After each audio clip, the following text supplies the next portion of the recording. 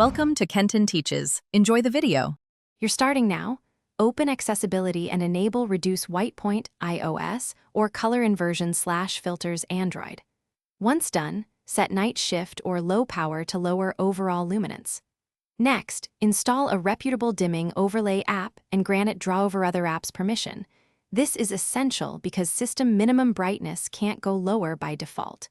Make sure apps are from a trusted source. You'll use the overlay to take brightness below the system floor while preserving color. Once the overlay app is running, set opacity gradually until the screen is comfortable. Small changes matter. Use a dark tint rather than pure black when you want legible content because pure black may hide UI elements. Make sure to lock the overlay in place and enable auto start so it applies after reboot. Test in bright and dark scenes across apps, videos, reading, camera preview. If colors look off, reduce tint intensity and rely more on Reduce White Point for color fidelity. Finish by creating quick toggles, a home shortcut or widget to enable and disable the overlay fast.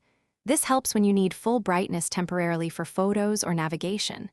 If the overlay won't appear, check other apps that may hold Draw Over permission and revoke them, then reopen the dimming app.